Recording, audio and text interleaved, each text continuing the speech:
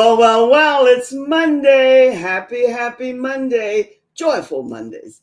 Welcome. It's always good to have you here. I am Joy Ruffin, and the work that I do is as a leadership and style consultant, a signature style specialist, speaker, executive producer, TV host, and podcaster. And friends, every week I come to you somewhat new with a featured guest speaker, which I'm going to bring in a little bit later. But let me share with you our topic. Each and every week, I'm going to bring you a topic that evolves around style, yours. And so, what are we talking about today? How about straight leg pants versus skinny legs and the best styles that fit you? For me, it's always starting off with quotes because of my love for quotes, and I hope that you love them too. I bet that you do because they're really yummy. And so, before we do that, my work with women is for those who want to elevate and kick up their style a wee bit, knowing that they already have it, but they want to elevate. And that said, what is the best style pant for you to wear? And here, we're talking to that small 3 to 5% of women who are in the professional realm who want to be professionals. So we're talking about skinny legs, Spanx, leggings, jeggings, tights, fine. But how are you wearing them? And are they the best fit for you in the business professional setting? So here is a quote. I want you just to take, by the way, I'll be doing workshops on all of this soon. We're putting it together. It will happen soon. But in the meantime, I'm going to bring you a quote because this happens to be by one of my favorite, love this woman. And most women did, and men. The life, the personal, we're not going there. She said, I like being a woman, even in a man's world. After all, men can't wear dresses, but we can wear the pants. You come this week and every week with your humor. And that was said by none other than Whitney Houston. When I read that, I said, wow, I have a double whammy here because I just absolutely loved her voice and how she would present and entertain us. And along with that goes the first step to acquiring your own style is knowing who you are and knowing and loving your body shape. And I add into that no matter the age, the size, the shape, and all the other variables. And that's a joyism. That's for me. Because for me, today, the majority of us women, we're wearing pants. No getting around it. Dresses are still and always will be. Sometimes the word always, but it happens. But pants are easy. And that's why leggings, jeggings, and this casual mode are so popular. And there's nothing wrong with them. I'm not knocking them. But we, as women, if we're going for equality, diversity, and inclusion, all that good stuff in the professional business realm, we have to learn how to wear them with style that fits us. You know how much I love humor. So let's have a laugh or two. It says, stop trying to figure out who will wear the pants in your relationship. Relationships work best when no one is wearing pants. Now, that's that by a company that's called I'm Not Writing the Head quotes. It kind of fits, doesn't it? But friends, if we can't laugh about any and everything, and let me tell you, there's so much more to share with you, which I'll be sharing with you in workshops. And I want to leave you with just this, the best leg shape pant for every woman, regardless to her size or shape. It remains since the beginning of time. It's changed and altered a wee bit, and that's the straight leg pant. Not the tight hugging, but the straight. And we're going to be talking a lot today with my featured guest about, what can I say? We're going to be talking about something that's endearing to all of us because she is the sage of sacred sexual healing and enlightenment. So friends, sit back and relax. I want to, first, before I bring her up, and I want to give you a little bit of her bio. But before I do that, I want to bring up and ask you, as I always do each and every week, to join my Facebook group, Leading Ladies, Leaving Legacies, because this is a group that you belong to. because your vision, your mission, and your purpose is meant to be shared globally with the universe. And we're going to be talking a lot about global next week. But I wanted you to take a screenshot or a snapshot of that. And along with that goes, you hear me, it's a lot of repetition here, but it all fits. Know thyself. That's what we're here to do. This is Earth School. And every one of us comes here with magic. And my featured guest speaker tonight and I will be talking in a different way about the magic of you. So, what are your gifts? How are you going to dive deep, even and don't be? And my friend would say, you're invited not to be an all knowing one because you can't learn that way. So, stay open to learning. And I'm going to ask my engineer to put up this is a quiz and a book. This lady I met some years ago, love the work she's doing. I know how much is required and needed. And she has a title, which we're going to talk a little bit about. She calls herself, but take a screenshot and a snapshot. But I want to tell you a little bit about her. I have a hard time pronouncing her name, but she gave me grace. It's Tara Jade. And she is the author of 4 Sacred Laws of Sexual Enlightenment, a book that is endorsed by Don Miguel Ruiz, I think he pronounces it. The 7 Agreements or something like that. We'll talk maybe about it. The author of the 4 Agreements is right here in front of me. She's also the author of the newly released quiz book, which we just showed you, entitled Your Sacred Pleasure and Prosperity, the archetypical types. I'm sure you're going to find this fascinating because this lady, she gave herself because it's her real name, and we'll talk a wee bit about it. And I love it because for us women today, I don't care what genre you're in, which generation, she titled herself the Mother of Liberation. So I want you to just sit back and help me welcome her. My lady, Jatera Jade, come on up. How are you? Hello, my love. Thank you for inviting me today, Joy. I'm honored to have you here again. I recall our first meeting and Mhm. chatting before you came to do the interview with me, and the work that you're doing, I know how much is needed. And for the first time today, you shared with me a little bit about how you came to this name, which I have a hard time pronouncing. Thank you for the grace. You pronounce it for us and tell us how you came to this, which it means the mother of liberation. I love that. Yes, Jaitara Jade. It did come to me through prayer in 2009. It was at the beginning of a 1 year journey with a circle of women called the Shamanic Priestess Process. And there were 15 of us in the circle. And on the first weekend, our facilitator said, choose your priestess name. And I thought, well, I don't want to choose it. I want it given to me. So I said a prayer when I went to bed that night and asked that it come through to me in the morning. The next morning, when I woke up, before I even opened my eyes, I saw the name Jai Tara written in front of me like it was on a billboard. I'll never forget it. I'd never heard of it before. I'm like, oh, Jai Tara, that's pretty. And 20 years prior, I had actually legally changed my name to Taylor, Taylore, through numerology. So Taylor was perfect mathematical balance with my birth date. So Wow. I wanted to know the numbers. So I worked out the numbers on Jai Tara. The vowels, the consonants, everything adds up to the exact same numbers as Taylor. So Jai Tara is also perfect mathematical balance with my birth date. And in Sanskrit, I love the Sanskrit teachings.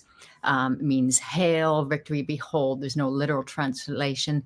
The word Tara in Buddhism means female Buddha or mother of liberation. So I go with that because that's what I do. I help people clear the sexual wound imprint from the past and help liberate them from that. Wow. Well, this is an expression I use. I'm not fond of it, but I use it because it's common and most people understand. I'm in the woo woo tribe. And you use priestess. I think all women, especially those who are not in the process of awakening or aware, I Hmm. use priestess and goddesses because I'm sick of the word queen.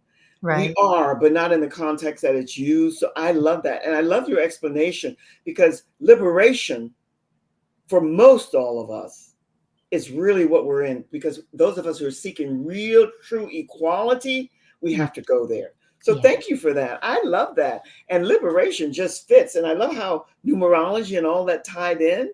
Yeah. So I love fitting. numerology. Now tell us, Jatara, why are so many people still carrying that sexual wound that imprint, no matter what and how many different methods they've tried, what are some of the keys and the magic sauce that you're going to share with us today? Well, the majority of the clients that come to me, they've already tried a lot of healing methods, but they know that they still have this sexual wound imprint, whether it's from past childhood abuse. For some, it's shame inflicted by strict upbringing or through religion. Or for some, they don't have a memory of any type of abuse in this life, but they feel it's an ancestral imprint. So the reason they're still carrying this is because, in my experience, very, very few methods out there that help people clear the sexual wound go to the absolute root source. You don't need to talk about it. You don't need to keep telling the story. You've lived it over and over in your head enough. The method I use is brilliant at tapping into the subconscious because the mind is very limited in its ability to remember.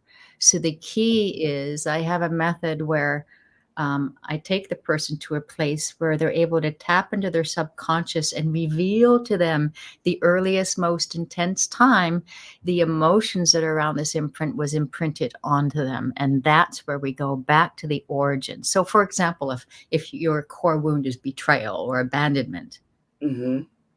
it'll just keep showing up in your life, different story, different people, different places, but that same wound will keep showing up. My core wound was abandonment. That's something I had to work on because it kept showing up in my life till I got to the absolute root source. For me, it was actually all the way back to the womb. Mm-hmm. So, and I consciously didn't know that until I became a certified in the modality that I now use, and I was able to take myself back to the origin. That's what was revealed to me. It was all the way back into the womb. So once you go to the root and you clear it at the very first point where that wound was imprinted on you, then it's finally cleared. Wow. You know, there's a lot of meat and potatoes there. Where do I begin? The sexual wound Yeah. and how it connects today, especially with the freedom that more and more of us as women are coming into Yeah. and having that sexual freedom. I think for a lot, that freedom of being free to engage, blah, blah, blah, it's confused with the pleasure Hmm. of that sexual Yeah. activity. You know what I'm saying? Yeah. How do we, I think you explained it, but that subconscious, you support those of all of us. I speak as a circle, in the circle, tap into knowing what that is, because that discovery I already know has to be the seed, right? To give you the freedom that you Hmm. need to have the pleasure that you speak about later. Yeah. And I want to define the difference between just surface level pleasure and sacred pleasure. Yes, yes, And I love comparing it. I love using my sugar addiction as an analogy. I have it under yes, control now, but I used to have one. I'd just be shoving sugar in my mouth. me too. And I kept doing it because I was doing it on a surface level when I thought, wait a minute, this is pleasure food and I'm not taking time to savor it. So when I started I take a good quality piece of chocolate, savor it, do it slowly, be in full appreciation. That's a good analogy. So sacred pleasure, it's when it's fulfilling on a spiritual and emotional level. So sexual pleasure, for example, that's the rawest of all forms of the most primal of all forms of pleasure. We are not just meat and bones. We are spiritual beings. We are, spiritual beings inhabiting this human form. So the very energy that creates our human existence is not just physical either. So when you open up to a level where it's spiritually connected, emotionally fulfilling with or without a partner, it takes on a whole different dimension. Absolutely. I love that description because the way you said we this is what I'm discovering. I can see and sense it for myself and I feel it in other, especially I'm only speaking about women, savoring the sexual pleasure and the enjoyment of it is very different from just the having a sexual act, Yeah. the surface sexual being. And that's where many of us have gone awry. And we And that, and it's not our fault. There's been no, no, no. years. I mean, for years, shame and judgment has been imprinted on this. So before we come into these physical bodies, we're pure divine love intelligence, non-physical. Your Yes. parents have sex, now you're divine love intelligence energy, inhabiting a human form. So I see sexual energy as the power cord that connects the spiritual realm with the physical. Yes. Yes. Without it, we don't have a human existence. So And you, that's actually how we're designed, to merge our light body with our physical body. Even yeah. if we weren't conceived in love, that's irrelevant. This is how we are designed. So when you ground and your anchor, your sexual expression, in the recognizing and owning of who you are as a spiritual being, as a source energy love being, then we're still primal too. But then the primal expression becomes fun, playful, and safe. I think when you say the primal and the raw expression of sexual, until you bring in all those other beautiful words that you use, the spiritual and the divine being and the loving being that we are, and we encapsulate all of that in the essence of who we are, Yes. that what you talk about next, the pleasure and the prosperity of knowing and accepting and embracing that, it can't come forward. And I think we as women, and this is just my seeing and my knowing, and you spoke to something else that I want to speak to. There's no judgment here. Mhm. There's a discernment and a seeing and a knowing, but there's no judgment, because we're all come to our awakening at different times. We all know that, who are on this journey of discovery, right? Mhm. So that said, where do and how do, based on all the beautiful information that you just shared with us, we get to, you spoke to it, but let's expound on it a wee bit more, the pleasure and the prosperity, and not in the sense of dollars that we're looking for, Yeah. and enjoyment of Mhm. our activity. Yeah, and prosperity, the obvious is the financial, but there's also prosperity of health, prosperity of love. Exactly. So if you still have unresolved sexual wounding within you, because it's at the very root of what creates our human existence, just like a tree, if the roots are constricted in any way, it can never blossom to its full potential. So if Mhm. you still have unresolved sexual wounding, there's always a part of you holding back to protect this vulnerable aspect of yourself. And when you're holding back at the root, that filters into every aspect, how you express your voice. And I saw on your screen, you talked about vision, mission, and purpose. Right. Impacts what you're creating, how you show up and fully show up in what you're creating. What you're creating is creating your prosperity, your financial prosperity. It's Mhm. all connected. So once you clear that and you stand and own in your power, and let me say too, even if your choice is celibacy, you want to make that choice from a place of peacefulness and groundedness versus fear and contraction. That's the difference. So And when I you're think, at peace and grounded at the very core root of that energy that creates our human existence, then there's nothing holding you back. You're unapologetic in your expression. You can be in the full power of who you came here to be as a creator. Jatera, I think the way you just expressed that and the word that you use is still very frightening for a lot of people for numerous reasons. And Mm. again, there is no judgment here. That word celibacy, because that for many people speaks to, you are not able to find a partner or you haven't found the partner. It's really more like, as I see it, and correct me if I'm Mm. mistaken, a time to get to the core and the essence of your own knowing and sexual identity. Oh, yeah. I intentionally chose celibacy not that long ago for a period of years, because I was working on me. I wanted to, create that joy, that fulfillment with me. Mhm. And one of the things I do with my women clients too is guide them to a sacred self-pleasure practice. And I'm going to be blunt with my language here, and I'm Yes. not referring to masturbation. That's a very limited, again, a surface physical level thing. The dictionary definition is stroking oneself to release. Sacred pleasures, when you take the time, feel your heart, feel your connection to the divine, really honor who you are as a being in this beautiful body, regardless of your shape and size. And then when you touch and connect with your body, do so from that place of love. Yes. and experience that. It's your body. Some people, when they were younger, were scolded or shamed for touching their own body. That's like saying someone you haven't even met yet has more of a right to touch your body than you do. So feeling at home with your body. One of my favorite bedtime practices is taking out my Ayurvedic oils and massaging my legs, and Mhm. just, and massaging my arms, and just connecting with my body and pouring that love onto it.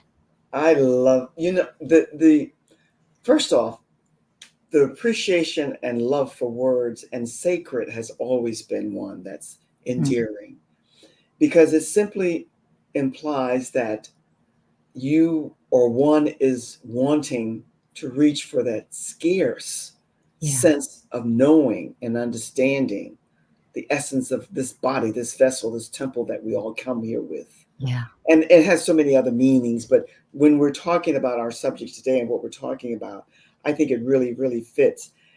How does one, let me ask you this before I ask, what, and I know it's different for everybody and there are vast answers, but if you had to narrow it down to the top three, Mm, for me, it would be abandonment too, as a young girl, mm. or let my father. But what is that sexual raw wound that many or most come to you with? The top three, what would that be?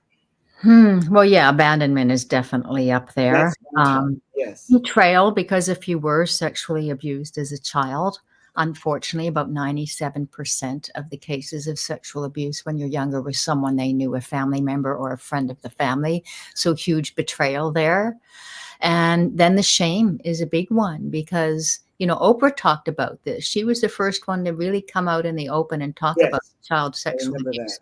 And Mhm. she talked about that because the shame is very strong in sexual assault, because it's rarely done in a forceful way where they're pinning you down and forcing you, tying you up. It's a manipulation. They're Mhm. manipulating and using your innocence against you. Oh, we're doing this because I love you so much. It's because we share this special love. It's because you're so special. This is our special secret. There's a manipulation happens where the adult is manipulating the innocent child to Mhm. have their way with them. So then they grow an adult, so they think they're to blame for some way. And I our know. physical nerve endings still work. So they'll intentionally touch them in a way where there's some pleasure, and it's extremely confusing because it's not Yes. consensual, but yet there's a physical pleasure happening at the same time. And so this shame imprint is a really strong one that needs to be cleared and recognized they were an innocent. I thought that would be at the top because I have a dear friend who had that shame and has gone Yeah. through a lot of therapy work with it. And I don't know if my sister was psychology, so we had lots of conversations around this. And ours was abandonment. But Mhm. the three that you mentioned probably most likely are at the very top. Yeah. Before we find out a little bit more about your quiz and the book, what can we as people do who want to evolve and grow? I think you mentioned it somewhat, but give us a little bit more about how we can make the pleasure and prosperity sacred to us in a way that fits our DNA. Well, what's calling in your heart? Something I've observed, and this is true in myself too, that those of us who are on a spiritual path, until we're fully doing professionally what is really calling in our soul, we won't experience that prosperity because it's Mm. misaligned. For years, I was doing what I thought I should be doing to get clients versus trusting the calling in my heart. This is what I know I'm good at, especially clearing this sexual wound imprint. How many people can I help? How many people can I help clear this? And just putting it out there. And I had a lot of business coaches didn't quite know what to do with me because of No. Hmm. sexuality. They'd say, "Oh no, that's your process. Don't talk about that." But it wasn't Hmm. until I put it in the forefront, I can help you clear the sexual wound imprint, that I suddenly had a flood of clients coming in, because Wow. now I'm in alignment with the purpose of what I'm here to do, because I have a very unique way of working that's fast and efficient and just grounded in love and compassion, and it's in alignment with what I'm here to do, and it just things just opened up. So what is your heart calling? What is your soul calling? Don't do what you think you should do to make money. Trust this calling that's in your soul. That's what you're uniquely here to do. You know, Jatera, I have not ever heard it expressed that way. Well, you and I will always be, but calling in our souls. Back in the day, way you've heard it, everybody's heard it and used it, know thyself. Hmm. And you can't do that until you call into the soul Yeah. and the Yeah. heart. Yeah. And this is what our assignment, this is my belief, no judgment, but this is what I know. It's that time for us all to go deeper and deeper and deeper to that soul knowing, listening, learning, Yeah. because that's what it's here for. Yeah. And I love that you called it an assignment because it is.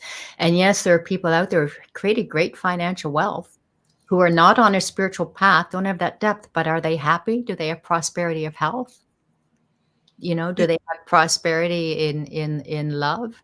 How deep does that prosperity go? Is it simply numbers in a bank account, or does it filter into every layer of their life? You know, Jatera, I opened up with one of my favorite, and I have so many, but Whitney Houston just blew me away when I heard her sing for the Mm. first time.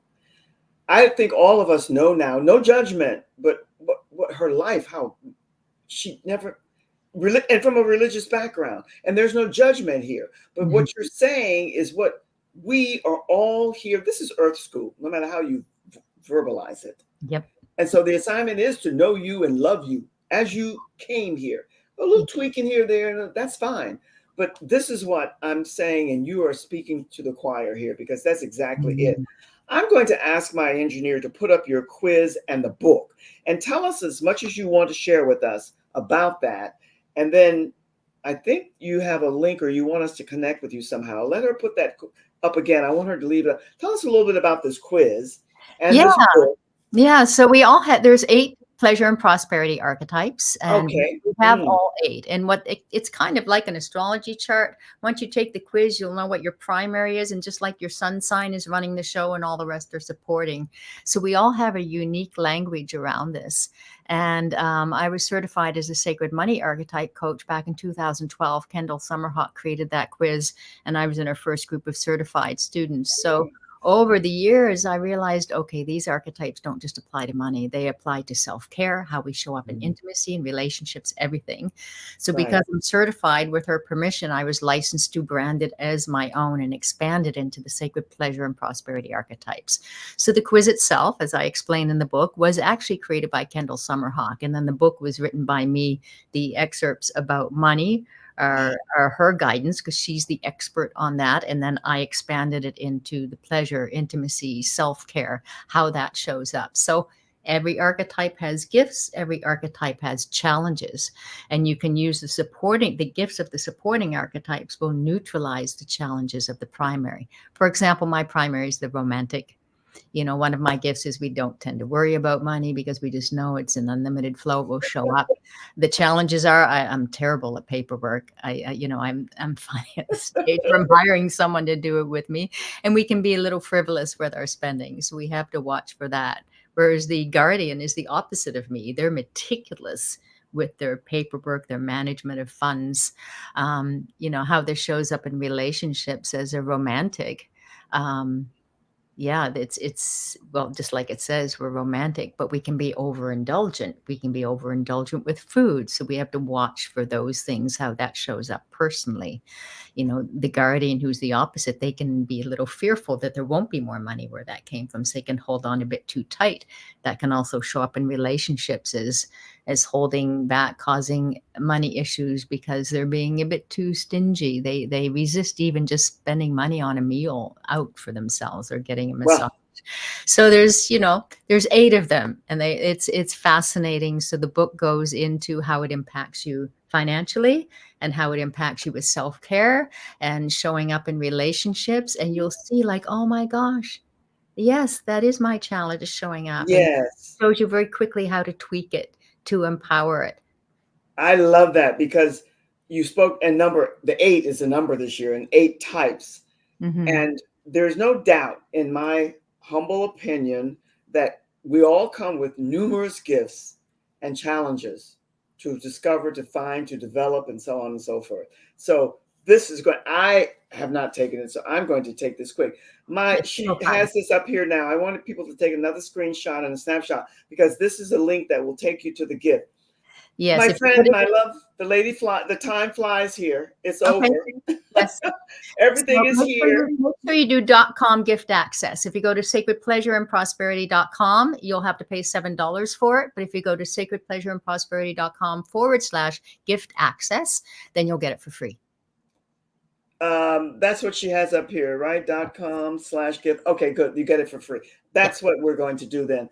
Thank you, thank you, thank you. Keep soaring, because your work is absolutely beyond priceless. So Thank be you. all that you're here to be, what you are. Much love. She's going to put you in the green room. I'll be with you soon. Friends, what information she shared here with us today. No matter what level and where you are, there's something here for you, and I hope you'll partake of it. In the meantime, beginning of another new week, let's make it one of the best weeks ever. And when I come to you on Wednesday, I have other new stuff to share with you. But this lady, whatever and however you do it, connect, because she is full of goodness and light and love. And that's what we all seek in different ways. So much, much, much love to you. Be and stay well. All the best always. Cheers.